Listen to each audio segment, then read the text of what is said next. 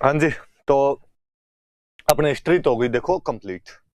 तो अब अपने शुरू करते हैं कल्चर। तो मैं थोड़ी सी नॉर्मल बात बताऊं यदि आपको, तो कल्चर शुरू करेंगे अपने। हिस्ट्री तो खूब ही पढ़ी, खत्म होती भी नहीं जी वो। इतने राजा महाराजा, स्वतंत्रता सेनानी पढ़ने लग जाओ, फिर वो बाटे पढ़ो, कुछ छोड़ दो तो स्टूडेंट एक एक क्यों निकाल निकाल के लाता है। सर ये छोड़ दिया, सर वो छोड़ दिया। मुझे कई बार लगता है ये हिस्ट्री पूरी छोड़ देनी चाहिए। क्या करना है इतनी पढ़ के? मोटे मोटे से नाम कुछ याद किए, रेडी हुआ, ठीक है, एग्जाम तो इससे पास हो जाएगा। और फिर हिस्ट्री पढ़ाने में तो मजे भी नहीं आते। लगता है यार सीधी सीधी पुरानी बातें हैं बतानी है। ये तो आपके साथ थोड़ा सा दुर्भाग्य है कि ज्यादातर लोगों को आती नहीं, इसलिए कोई मेरे जैसा मास्टर पढ़ाता तो स्टूडेंट को लगता है अरे नई बात बता दी, नई बात बता दी। बाकी जिन ज्यादातर लोगों को आती होगी उनको लगा होगा यार क्या तो नई बात बताई, वो की वो चीज तो बता रहे हो जो किताबों के अंदर लिखी हुई है। बात भी सही है, चेंज भी कैसे की जा सकती। अकबर का बाप कैसे चेंज कर दे, किताब में लिखा हुआ है वो का वो ही पढ़ाना पड़े। पर कल्चर मस्त सब्जेक्ट है, मुझे कल्चर पढ़ाने में मजे भी आते हैं। और मुझे लगता है मुझे हिस्ट्री से भी ज्यादा अच्छी कल्चर आती है। हिस्ट्री तो अपने को आती नहीं यार, यूं ठीक है वाह पढ़ा लेते हैं। कल्चर में मुझे फील आता है कि हाँ यार कल्चर आती है, अपनी है, जनमानस की है, लोक की है, अपने लोक में आते हैं। साधारण जनता की तरह जो जीवन यापन किया हुआ तो उसमें अपन ने ये देखा है एकदम क्या चीजें होती है क्या नहीं होती है। तो ये मैं ज्यादा बेहतर तरीके से जानता हूँ, ज्यादा अच्छे तरीके से जानता हूँ। तो आप, मुझे लगता है शायद आप एंजॉय कर पाएंगे साथ में। जैसा लगे बताना आप उसके बारे में। महिला डिपार्टमेंट से ज्यादा उम्मीद कि उनको मेरे से भी ज्यादा अच्छी आती होगी, ये उन्हीं का सब्जेक्ट है। तो मैं यदि कुछ कम जानता हूं तो वहां बताने की कोशिश की जाए, यदि मैं कोई गलत बता दूं तो उसे सही करने की कोशिश की जाए, दोनों चीजें हैं। आज हम जो टॉपिक पढ़ेंगे, पहले तो हम कला और संस्कृति पढ़ेंगे।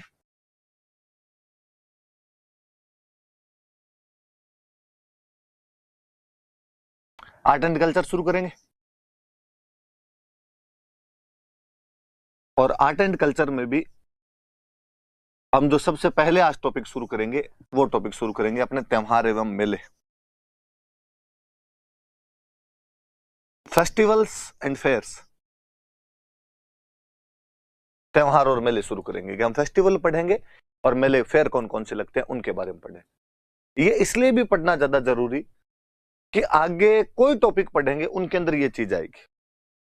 कि आगे लोक देवता पढ़े तो मैं बता दूंगा कि मेला लोक देवता, अब मैं कहता हूं भाद्रपद कृष्ण नवमी को ये मेला लगता है, तब स्टूडेंट को ये भी नहीं पता होता कि यार भाद्रपद कृष्ण नवमी क्या होती है। तो ये थोड़ा सा पता होता है तो वहां पर वो चीज काम आती है। लोक देवता, लोक संत, संप्रदाय, उन सब के अंदर वो मेले काम आते हैं। आगे लोकगीत पढ़े, लोकगीत के अंदर कहेगी ये गीत गणगौर पर गाया जाता है, तो पहले स्टूडेंट को पता तो क्या यार गणगौर कब आती है। आगे कोई लोक नृत्य पढ़े, लोक नृत्य में ये लोक नृत्य तीज पे किया जाता है, तो तीज तो बताओ पहले। आगे जनजातियां पढ़ी तो जनजातियों में वापस वही चीजें। तो ये वाला टॉपिक लास्ट तक कैरी करता है आपको, लास्ट तक आपको लेके जाता है। तो हम यहाँ से शुरू करेंगे और खूब यूं एंजॉय करने वाला सा टॉपिक भी है, खूब मजे भी आएंगे आपको इस टॉपिक के अंदर। हालांकि नई चीज कुछ भी नहीं पता चलेगी, आपको सारी बातें आ रही होगी, तो इस वजह से थोड़ा और अच्छा लगता है। हमेशा जो चीजें आ रही होती है उनके अंदर क्या होता है, जो नहीं आ रही होती है ना उनमें तो वो तो मुझे लगता है कि बार इंप्रेशन झाड़ने वाली सी चीज होती है कि स्टूडेंट को आ नहीं रही और मैं कोई नई चीज बताता हूँ तो स्टूडेंट को लगता है हाँ यार ये वाली सर को आती है देखो, और सर का नॉलेज गजब है, वो वाली सी बात हो जाती है। पर यहाँ ज्यादा रिदम फ्रीक्वेंसी जब बराबर बैठती है ना, मैच बैठती है, जो मुझे आती है वो आपको भी आती है, फिर जो मैं बात कर रहा हूँ वो आपके एकदम एक्जैक्टली वैसे समझ में आती है, तो शायद टीचर को ज्यादा अच्छा लगता है अपने आप में। तो हम आज शुरू करेंगे त्योहार एवं मेले, ये टॉपिक शुरू करेंगे हम। वो है राजस्थान के त्योहार। आज पीपीटी बनाने वालों को थैंक यू, और इन्होंने खूब रंग बिरंगे किए आपके त्योहार में और बनाए पीपीटी के अंदर। तो आपका दुबई फेस्टिवल्स ऑफ राजस्थान है, राजस्थान के त्योहार है। इन्होंने पहले में एक लिखा कि त्योहार लिखते इन्होंने लिख दिया कि विक्रमी संवत। संवत का तो मतलब सन, ईयर। कौन सा ईयर? तो विक्रमी ईयर। मुझे जहां तक थोड़ा बहुत याद आता है, मैंने हिस्ट्री के साथ में थोड़ी चीजें बताई थी कि अपना जो विक्रमी कैलेंडर होता है ये अपने ईस्वी वाले कैलेंडर से 57 साल आगे होता है। कितने साल आगे चलता रहता है? 57 साल। कि ईस्वी वाला जब भी शुरू हुआ होगा उसे 57 साल पहले अपने विक्रमी वाला कैलेंडर शुरू हो गया था। इसका नाम विक्रमी क्यों? तो हम कहते हैं किसी विक्रमादित्य नाम के राजा ने इसको शुरू किया था। हिस्ट्री अभी तक एग्जैक्टली उस पॉइंट पर नहीं पहुंच पाई है कि वो विक्रमादित्य था कौन सा, क्योंकि अपने कई विक्रमादित्य हुए थे। पर यह श्योर है कि विक्रमादित्य नाम के किसी राजा ने एक कैलेंडर शुरू किया जो विक्रमी कैलेंडर कहलाता है। इन्होंने नीचे लिखा कि चंद्रमा आधारित था। हाँ, ये लूनर बेस्ड कैलेंडर है, चंद्रमा आधारित कैलेंडर है, चंद्रमा की गतियों पर आधारित है। कि जहां हम जो ईस्वी कैलेंडर है, ईसाइयों वाला जो कैलेंडर है, ये अपने सूर्य पर आधारित हम कहते हैं कि भाई 365 दिन का होता है ये, तो हम वो कहते हैं भाई पृथ्वी सूर्य का चक्कर किस प्रकार से काटती है उस पर आधारित है ये अपने चंद्रमा जो है पृथ्वी का चक्कर किस प्रकार से काटता है उस पर आधारित ये कैलेंडर बनाया हुआ विक्रमी कैलेंडर। तो एक अंतर आया कि वो जो ईसाइयों वाला कैलेंडर होता है वो सूर्य आधारित कैलेंडर होता है, और जो अपने वाला कैलेंडर होता है ये चंद्रमा आधारित कैलेंडर होता है। या मैं ज्यादा अच्छे से बोलूं तो मैं कहूं कि अपने वाला कैलेंडर मतलब जो जनवरी फरवरी वाला कैलेंडर है वो तो सूर्य आधारित है। मम्मी का कैलेंडर जो कि चैत बैसाख वाला होता है वो चंद्रमा आधारित होता है। और मैं और कहूं कि अपने वाला कैलेंडर मतलब जनवरी फरवरी वाला कैलेंडर, मम्मी वाला कैलेंडर जो कि चैत बैसाख वाला कैलेंडर है उसे 57 साल पीछे है। मम्मी अपने से 57 साल आगे है, चैत बैसाख वाला कैलेंडर अपने से आगे है। तो आप इस बात को यूं भी समझ सकते हैं अपने आप में। तो चंद्रमा आधारित कैलेंडर होता है। तो सुनना थोड़ी बात, ये जो चंद्रमा आधारित कैलेंडर होता है इनके अंदर जो महीना होता है वो 29.5 दिन का होता है। 29.5 दिन का एक महीना होता है। और इसीलिए हम अक्सर कई बार वो सुनते रहते हैं कि छठ सातम बेड़ी है, कि छठा दिन और सातवां दिन दोनों एक साथ आके इकट्ठे आ गए। बेड़ा मतलब इकट्ठे आ गए। कई बार आप पढ़ते हो कि आठम 2 है, कि भाई एक ही तिथि को 2 बार गिन लिया जाना चाहिए। तो वो इस आधे दिन वाले चक्कर को पूरा करने के लिए ऐसा किया जाता है, वरना वो 29.5 दिन का महीना मैनेज कैसे किया जाए। तो या तो किन्हीं 2 को कई बार एक साथ जोड़ लेते हैं, कई बार एक को 2 बार गिन लेते हैं, तो राउंड फिगर के अंदर करने के लिए। इसमें यदि आप 12 महीनों में दिन देखेंगे तो दिन आएंगे 354 दिन आते हैं। उधर सूर्य वाला कैलेंडर होता है, अपने जानते हैं कि उसके अंदर 365 दिन होते हैं, वो 365 दिन का साल होता है। और ये जो होता है ये 354 दिन का साल होता है। मैं लगभग राउंड फिगर में वापस बात करूं तो मैं कहूं कि इन दोनों के बीच में 10 दिन का गैप है। कि मम्मी वाला कैलेंडर मतलब चैत बैसाख वाले कैलेंडर में 354 दिन होते हैं, अपने वाला कैलेंडर मतलब जनवरी फरवरी वाला जो कैलेंडर है इसमें 365 दिन होते हैं। मतलब अपने वाला कैलेंडर और मम्मी वाले कैलेंडर के बीच में 10-11 दिन का डिफरेंस रहता है। राउंड फिगर में बात करें तो 10 दिन का डिफरेंस रहता है। मतलब एक साल के लिए विक्रमी कैलेंडर और ईसाइयों वाला कैलेंडर मतलब ईस्वी कैलेंडर जनवरी फरवरी वाला कैलेंडर दोनों मिलाए जाए तो विक्रमी कैलेंडर में 10 दिन कम पड़ जाएंगे, शॉर्ट पड़ जाएंगे। 2 साल में मिलाए तो आप कहोगे 20 दिन कम पड़ गए सर। मैं कहूं 3 साल में मिलाए तो आपने कहा सर 1 महीना कम पड़ गया। मतलब 3 साल में विक्रमी कैलेंडर में ईसाइयों वाले कैलेंडर में 1 महीने का गैप आ जाता है। ये कैलेंडर 1 महीने पीछे हो जाता है, विक्रमी कैलेंडर 1 महीने पीछे हो जाता है। अपने डोकरे इस मामले में बड़े सियाने थे और उन्होंने कहा ना ना पीछे तो भाई साहब आज होने दिन कल होने दे। हम हर तीसरे साल प्रत्येक तीसरे वर्ष एवरी 3rd ईयर प्रत्येक तीसरे वर्ष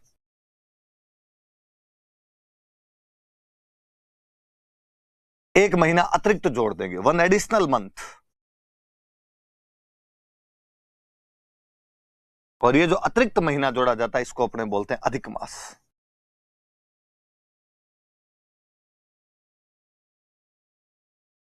दो बातें याद रखनी है। एक तो ये कि अधिक मास कब आता है विक्रमी कैलेंडर में, तो प्रत्येक तीसरे वर्ष अधिक मास का निर्धारण किया जाता है। अधिक मास प्रत्येक तीसरे वर्ष आता है। क्यों आता है? ताकि चंद्रमा वाले कैलेंडर को सूर्य वाले कैलेंडर से बराबर किया जा सके। क्योंकि जो ईसाइयों वाला कैलेंडर है, जो ईस्वी कैलेंडर है, जो जनवरी फरवरी वाला कैलेंडर है वो सूर्य आधारित कैलेंडर होता है। चैत बैसाख वाला जो कैलेंडर होता है वो चंद्रमा आधारित होता है। और चंद्रमा आधारित में 354-55 दिन होते हैं, उसमें 365 दिन होते हैं, इसलिए 10 दिन का गैप रहता है। 3 साल में जाके गैप 1 महीने का हो जाता है। इस गैप को कंप्लीट करने के लिए, इस गैप को खत्म करने के लिए प्रत्येक तीसरे वर्ष विक्रमी कैलेंडर में एक अतिरिक्त महीना जोड़ दिया जाता है जिसको कि अधिक मास कहा जाता है। एक तो ये याद रहे कि अधिक मास क्यों किया जाता है, कि सूर्य आधारित कैलेंडर से बराबर करने के लिए। कब किया जाता है? तो प्रत्येक तीसरे वर्ष किया जाता है। अब कोई कहे सर नहीं करें तो क्या हो जाए? नहीं करते 1 महीना बराबर नहीं करते, तो नहीं करते थे, क्या होता देखो मैं बताता हूं। अक्सर दीपावली जो है वो अक्टूबर के शुरू में आती है। आप 10-12 अक्टूबर तक दिवाली देख लेते हैं, या मैं कहूं कि 20 अक्टूबर से पहले पहले दिवाली आ जाती है। पर कई बार जो दिवाली है वो पीछे की तरफ खिसकती है, वो नवंबर की तरफ चली जाती है, और दिवाली आती है 8 नवंबर, 9 नवंबर, 10 नवंबर, 15-20 दिन का गैप आता है, नवंबर की तरफ खिसकती है दिवाली। होली लगभग मार्च के शुरू में आ जाएगी, 4 मार्च 5 मार्च के आसपास आ जाएगी। कई बार होली 22 मार्च 23 मार्च के पास में। रक्षाबंधन ज्यादातर अगस्त के शुरू में आ जाएगी, 3 अगस्त 4 अगस्त। कई बार रक्षाबंधन पीछे खिसक के जाती है, 20 अगस्त 21 अगस्त को आती है। जिस साल त्योहार पीछे की तरफ खिसकते हैं उस साल याद रखना अधिक मास होता है। चूंकि हम अधिक मास वाला कंसेप्ट लेके आ जाते हैं, इसलिए त्योहार ज्यादा नहीं खिसकते, वो 15 दिन का गैप आता है। कोई एक महीने को हम 2 बार गिन लेते हैं, एक बार चैत को 2 बार गिनते हैं, वैशाख को 2 बार गिनते हैं, फिर जेठ को 2 बार गिनते हैं, फिर आषाढ़ को 2 बार गिनते हैं। और जो महीने 2 बार गिने जाते हैं उनमें जो बाद वाला महीना आता है उसमें त्योहार मनाते हैं, पहले वाले महीने में उसके त्योहार नहीं मनाए जाएंगे। भाई चैत 2 बार आ गए तो चैत के त्योहार पहले में मनाएंगे, दूसरे में मनाएंगे, तो हम कहते हैं हम दूसरे वाले के अंदर त्योहार। यदि ये महीना एक्स्ट्रा हम नहीं जोड़ते, 13 महीने नहीं करते, तीसरे वर्ष अतिरिक्त महीना नहीं जोड़ते, अधिक मास नहीं जोड़ते, तो बताऊं क्या होता है। दिवाली एक बार आती है अक्टूबर में, 2-3 साल बाद में आती नवंबर में, थोड़े दिन बाद में आती दिसंबर में, थोड़े दिन बाद में आती जनवरी में, और एक दिन आपको ऐसा लगता है कि आप मध्य गर्मी में जून के महीने में पटाखे छोड़ रहे हैं, ग्लोबल वार्मिंग में और ग्लोबल वार्मिंग बढ़ा रहे होते आप। और मुझे लगता है ये तो कुछ भी नहीं है। आपके साथ बुरा तो तब होता जब आप दिसंबर के महीने में ठिठुरती हुई सर्दी में रजाई उड़ के सो रहे होते, और आपका कोई दोस्त आप पर ठंडे पानी की बाल्टी ला के डालता और आपको बोलता कि बुरा ना मानो होली है, और आपको लगता है यार बुरा क्यों ना मानू, मानना चाहिए पूरा पूरा, ठंड के अंदर ठंडा कर दिया, होली खिसकने लग जाती। हमारे बड़ के कितने इंटेलिजेंट थे भाई साहब, त्योहार मौसम के अनुसार खिसकने नहीं चाहिए, उसके आसपास ही रहने चाहिए। इसलिए कहा गया कि प्रत्येक तीसरे वर्ष जो है वो 1 महीना अतिरिक्त जोड़ दिया जाए, जिसको कि हम क्या कहते हैं, अधिक मास कहते हैं। पर यदि आप गांव में पूछोगे, पंडित जी होते हैं गांव में तो ये सब बताने वाले, पंडित जी से पूछो कि पंडित जी अधिक मास क्यों आता है, तो पंडित जी कहेंगे कि धरती पे जब पाप बढ़ जाते हैं तब भगवान अधिक मास का कंसेप्ट लेके आते हैं, अधिक मास कर देते हैं। तो पंडित जी ने पाप को दूर करने के लिए क्या करें, तो पंडित जी ने कहा पाप दूर करने के लिए भगवान ने कहा कि दान पुण्य करने चाहिए। ठीक पंडित जी, तो दान पुण्य किसको करें, पंडित जी हंस के कहते हैं किसका है इंतजार, मैं हूं ना आपके लिए, दान पुण्य मुझे दिए जाए। गांव में अपने ये कंसेप्ट है। हो सकता है अपने में से कुछ लोग कह देंगे ब्राह्मणों ने साहब अपना धंधा बना रखा है और पाप वाप वाली ये सब चीजें बना दी इन्होंने, अपनी तरफ से जोड़ दी, कोई पाप वाप नहीं होते और दान पुण्य इनको लेने होते। पर मैं कहूंगा कि नहीं, ये कंसेप्ट आया तो ऐसे ही था, बाद में इसका रूप कैसे ही हम ले गए हों, हुआ ये था कि हिरण्यकश्यप नाम करके एक राक्षस हुआ करता था, आपने ज्यादातर ने नाम सुना होगा। हिरण्यकश्यप ने भगवान ब्रह्मा की बहुत भयंकर घनघोर तपस्या की। भगवान ब्रह्मा राजीव, इस सृष्टि के सृजनकर्ता, इस सृष्टि को बनाने वाले, और भगवान ब्रह्मा ने कहा कि मांग हिरण्यकश्यप मांग, जो मांगेगा वो मिलेगा।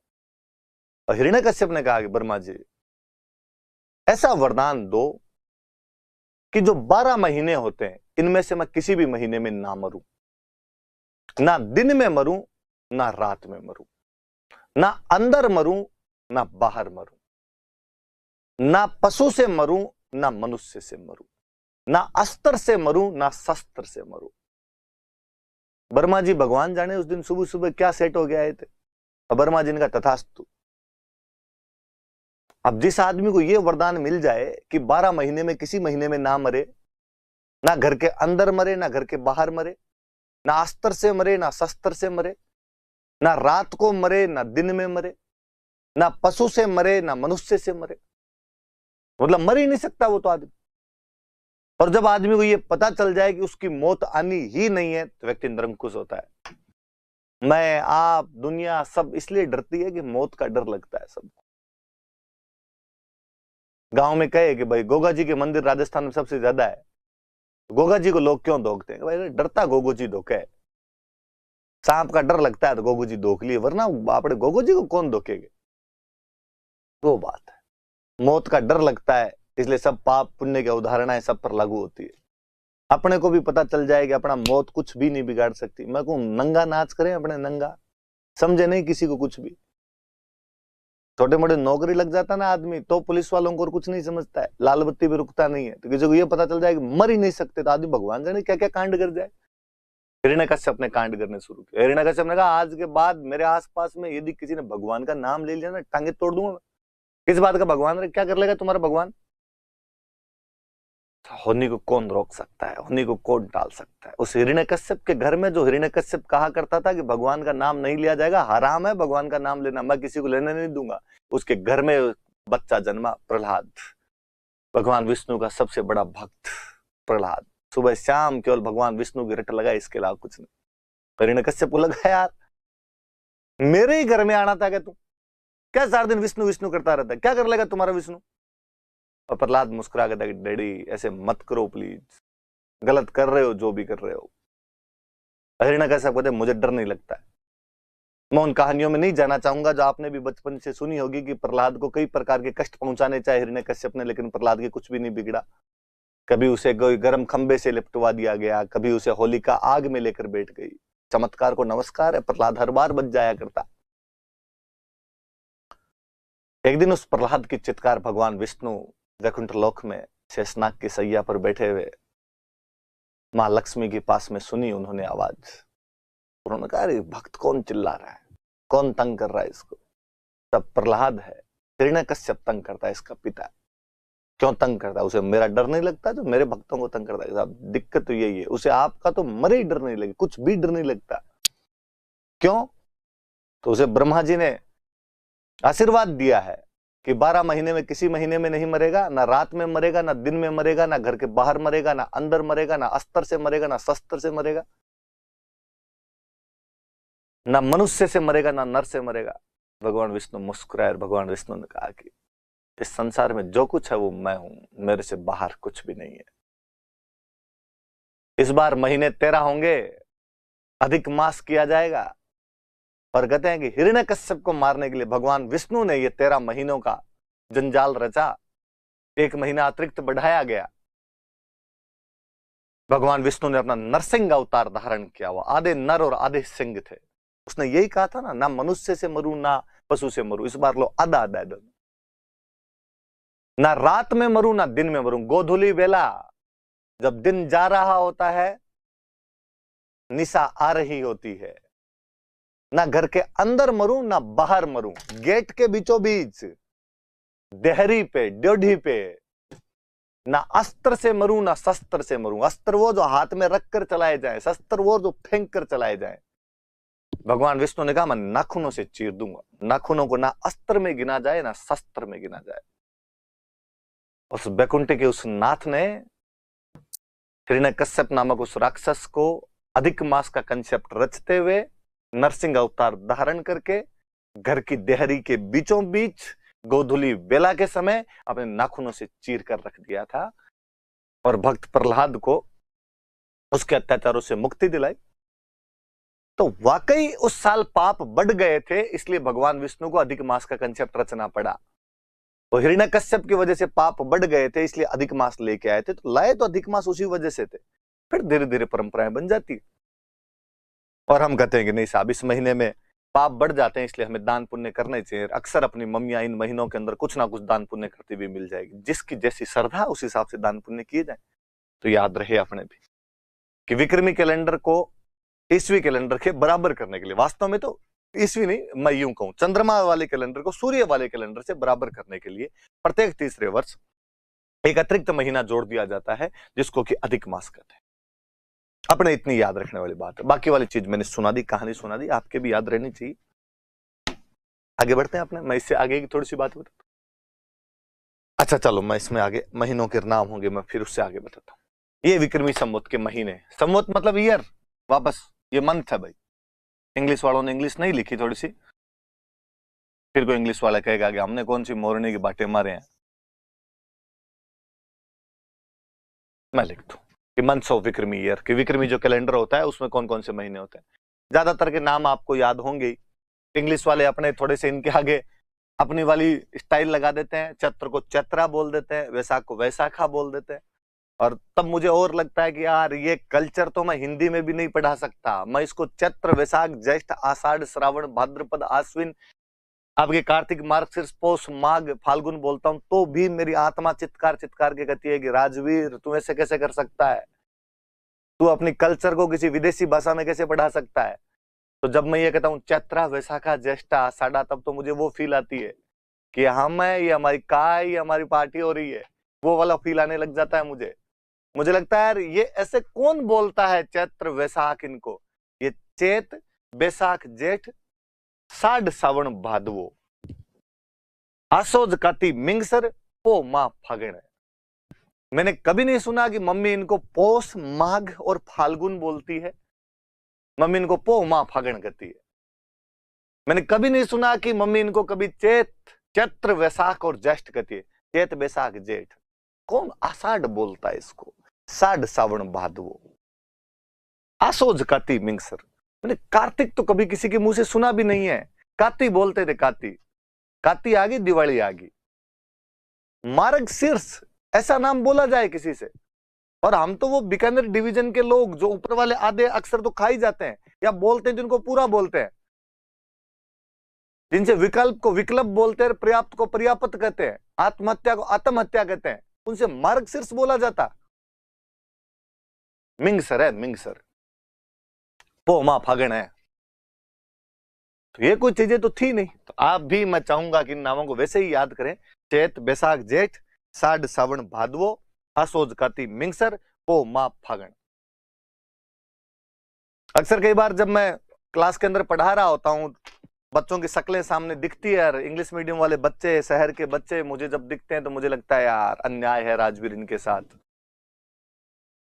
तुझे लगता है तू एकदम ठेठ देसी गांव से आया हुआ है, तुझे लगता है चैत बैसाख जेठ से याद हो जाते हैं, ये बच्चे कैसे याद करेंगे इनको?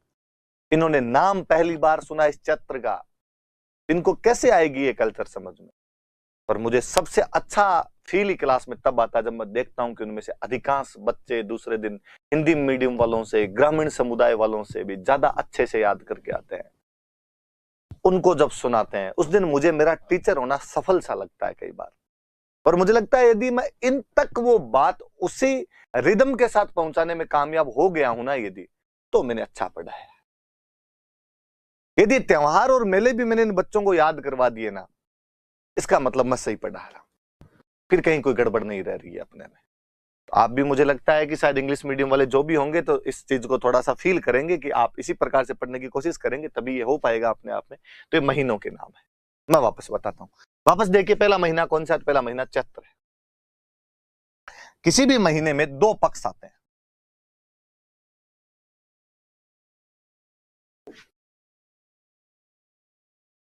कोई महीना आएगा उसमें दो पक्ष आएंगे, जैसे पहले चैत्र है ना, तो चैत्र में दो पक्ष आएंगे। एक पक्ष आएगा कृष्ण, इंग्लिश में कह दो आप डार्क फोर्टनाइट। एक आएगा शुक्ल। अच्छा, मैं थोड़ा सा अलग लिख देता हूं, इसको दिखे ताकि आपको।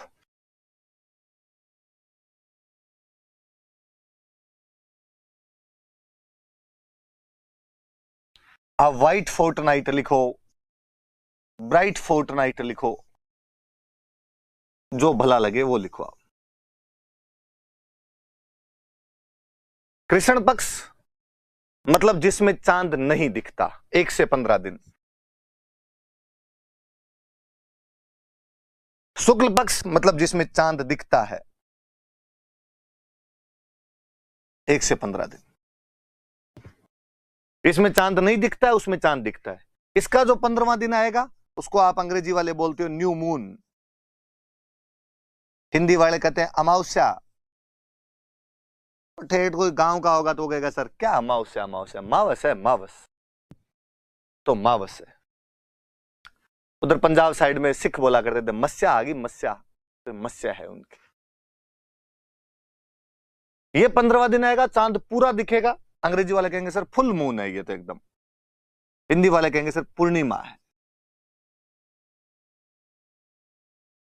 ठेठ गांव वाला फिर कहेगा सर पुण्य है, पुण्य, पूनम है। तो पहले 15 दिन चांद नहीं दिखता, 1 से 15। फिर 15 दिन चांद दिखता है 1 से 15। मतलब ये 16वां नहीं होता है, 15-15 दिन के 2 पखवाड़े होते हैं। जहां आपके जनवरी फरवरी वाले महीनों में 7-7 दिन के वीक होते हैं, 7 डेज का एक वीक होता है, इधर थोड़ा सा ये लफड़ा है। इधर 15 दिन का फोर्ट नाइट होता है, 15 दिन का पखवाड़ा होता है। ये थोड़ा सा याद रखने वाली सी बात याद रखना। अब और मैं चीज बताऊं, पहला महीना कौन सा? चैत्र। पहले पक्ष कौन सा आएगा? कृष्ण। ये भी देखो, पहले अंधेरे वाला पक्ष और बाद में शुक्ल वाला पक्ष। तमसो मां ज्योतिर्गमय, अंधकार से उजाले की तरफ जाएंगे हम, बदी से नेकी की तरफ बढ़ेंगे हम, बुरे से अच्छे की तरफ जाएंगे हम, अंधेरे से प्रकाश की तरफ जाएंगे हम। पहला महीना चैत्र, पहला पक्ष कृष्ण। अब आपने कहा कि सर पहला महीना चैत्र होता है। मैंने कहा हाँ। चैत्र में पहले कृष्ण पक्ष आता है। मैंने कहा हाँ। सबसे पहले उसकी 1 तारीख आएगी। हाँ। तो सर नया साल आ गया? नहीं, इधर एक ये और लफड़ा है, नया साल इस कृष्ण पक्ष में नहीं आएगा। पहले महीना चैत्र आएगा, चैत्र का कृष्ण पक्ष गुजर जाएगा, 15 दिन गुजर जाएंगे, जब उसका शुक्ल पक्ष की 1 तारीख आएगी, उस दिन हम कहेंगे हैप्पी न्यू ईयर। नया साल यहां से शुरू होगा। आप कहोगे कि सर मतलब इसको यूं समझें कि 16 जनवरी को नया साल शुरू हो। अब जो नया साल अपना 1 जनवरी को शुरू होता है, कभी मोदी जी आए और मोदी जी आके कहे कि भाई 16 जनवरी को। आपको सर ऐसे कैसे कर सकते हैं? जो आदमी नोट बदल सकता है वो साल भी तो बदल ही सकता है आपका। मान ले 16 जनवरी से मान लो नया साल, उसमें क्या है? होता ही है, बैंक का नया साल कभी शुरू होता है, बाणियों का नया साल कभी शुरू होता है, आपका नया साल कभी शुरू होता है। ठीक है, आप 1 जनवरी मान रहे हो, ये भी ऐसा कहते हैं। ये कहते हैं हमारे वाला तो हम चैत्र शुक्ल एकम को मानेंगे। कब मानेंगे? चैत्र शुक्ल एकम को माना जाएगा। इसका मतलब है कोई भी नया साल शुरू होगा तो चैत्र शुक्ल एकम से शुरू होगा। अब मैं मान लो कर दूं कि अभी 2077 चल रहा है, थोड़े दिनों में 2078 लगने वाला है, तो यहां पे 2078 लग जाएगा। जैसे चैत्र शुक्ल एकम आएगी 2078 लग जाएगा अपने।